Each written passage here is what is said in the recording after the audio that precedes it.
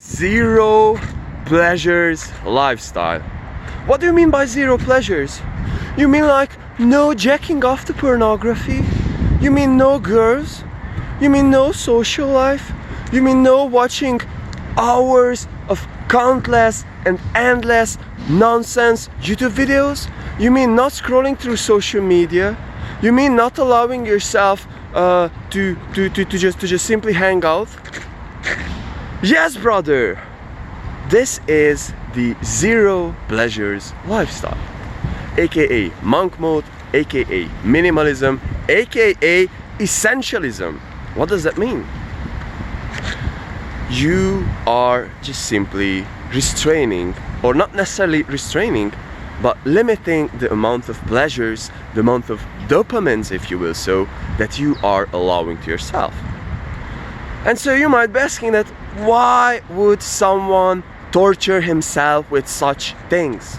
Why would someone restrain the God-given pleasures on earth, on this life?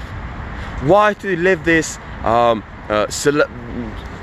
celibacy kind of, lifestyle? And so the answer for that is quite simple, brothers. Focus. Let me explain my situation. Around a year ago, I've been having quite a social life. I've been partying. I've been starting this business. I've been doing a dropshipping business. I've been kinda DJing. I've been kinda living my social life. I've been kinda university student. I've been kinda this, I've been kinda that. And so since I got so freaking many options in my life, I could just have my story inside my head where I could just simply tell to myself that, hey brother, you know what? I'm just simply trying with this career, I'm just simply trying to be a DJ, or I'm just simply trying to be an entrepreneur. So it's okay. Because if I'm failing with this thing, then I can just simply lean to the other one. And that meant that I could just simply allow myself to fail, and I could just simply allow myself to eventually say that, you know what? I'm stuck at DJing, whatever, I'm an entrepreneur. Next week I'm stuck at entrepreneurship. You know what? I'm a DJ.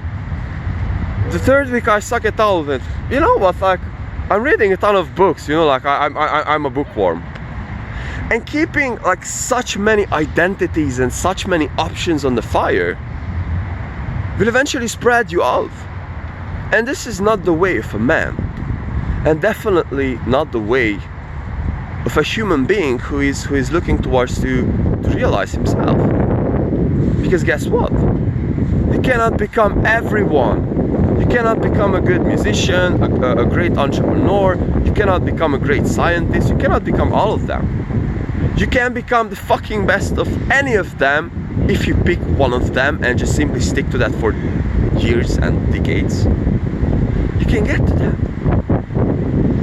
But other than that, you just simply cannot become the best at all of them. And so this is what this principle of what I'm getting from monk mode of zero pleasures is teaching to me.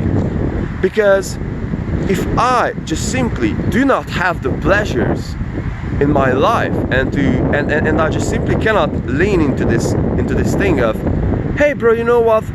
I suck at working out today, so you know what? I just simply go the freaking hell back home and I will just jack off, because I will still be hitting my endorphin and dopamine levels. I cannot do that because I just simply do not have that thing inside my life. Bro, I can suck my business today because I can just simply, go out and hang out with my buddies and, just complain about life if I suck at business. I just simply do not have those options. And since I'm cutting them all out, I only have this thing. Dude, I have to fucking succeed. In order for me to hit my daily dopamine levels, I have to get the workout done. In order for me to hit my daily endorphin levels, I have to get a business process or something get done in my business in order for me to get the dopamine level. This is why I'm also doing one meal a day. I'm not eating up until the point that I haven't been able to get my work done. So I do not even have the slightest amount of chance to just simply lean into these pleasures, to lean into this, you know, like I'm letting this whole thing go, and you know, like I just chill. I do not allow it to myself. This is also why I switched to ketogenic diet. So therefore I do not even allow myself, I just simply cut out every single kind of noise. There had been days when I haven't even, like, I didn't even realize, but I didn't even drink throughout the day. I was like so freaking focused on my work.